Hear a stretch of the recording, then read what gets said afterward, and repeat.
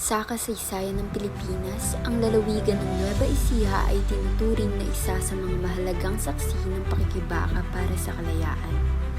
Sa panahon ng Rebolusyong Pilipino laban sa kolonyalismong Espanyol, ang mga lalawigan na unang nag-alsa ay binigyang simbolo sa tinatawag na walong sinag ng araw sa watawat ng Pilipinas. Ang Nueva Ecija ay kabilang sa walong lalawigang ito, bilang pagkilala sa naging ambag ng mga mamamayan nito sa armadong paglaban at pagsusulong ng pambansang kasarinlan. Sa ganitong konteksto, ang bayan ng San Isidro ay naging bahagi ng mahalagang yugto ng kasaysayan.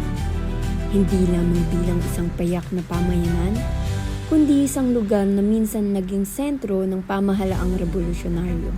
Sa pagitan ng digmaan at pagbubuo ng bansa, ang San Isidro ay nagsilbing pangpansamantalang kabisera ng pamahalaan ng unang Republika ng Pilipinas sa ilalim ni Pangulong Emilio Aguinaldo noong 1899, dahilan upang ito ay magkaroon ng natatanging pwesto sa kasaysayan ng bansa. Sa gitna ng Nueva Ecija, matatagpuan ang San Isidro, isang bayang tahimik sa kasalukuyan, ngunit may malalim at makasaysayang papel sa paghubog ng kasarinlan ng Pilipinas. Sa bawat gusali, lansangan at istruktura nito, nananatiling buhay ang bakas ng nakaraan, mga patunay na pakikibaka, pamamahala, pananampalataya at edukasyon na humubog sa identidad ng bayan.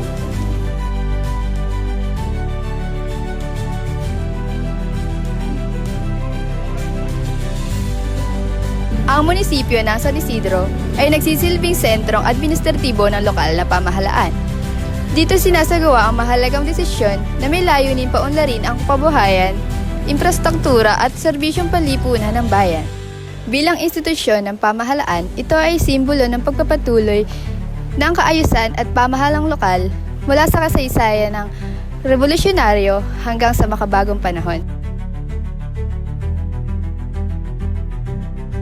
Isa sa pinakamahalagang makasaysayang pook sa San Isidro ay ang Casa Sideco. Noong taong 1879 ay pansamantalang naging punong tanggapan ni Pangulong Emilio Aguinaldo. Dito isinagawa ang mga mahalagang usaping pampamahalaan ng unang Republika ng Pilipinas sa panahon ng paglilipat-lipat ng kabisera dahil sa umiigting na digmaan laban sa mga Amerikano.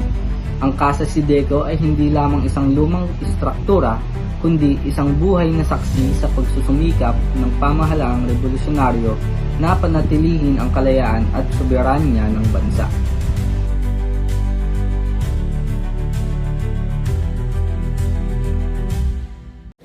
Ang San Isidro Labrador Parish Church ay isa sa pinakamatandang simbahan sa bayan at nagsilbing sentro ng pananampalataya sa loob ng maraming henerasyon. Higit pa sa pagiging lugar dasalan, ito ay naging tagpuan ng pagkakaisa ng mga mamamayan sa panahon ng katahimikan at kaguluhan, na sumasalamin sa malalim na ugnayan ng relihiyon at lipunan sa kasaysayan ng bayan.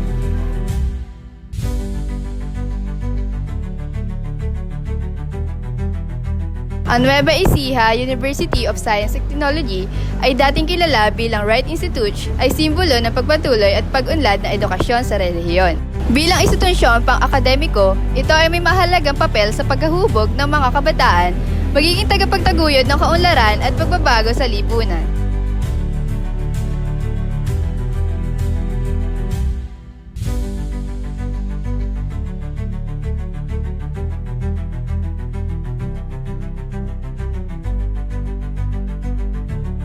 Ang kasaysayan ng riyon ng gitnang Luzon ay kaugnay rin ng mga dakilang Pilipino nag-ambag sa sining, panitikan at kasaysayan tulad ni Epifanio de los Santos.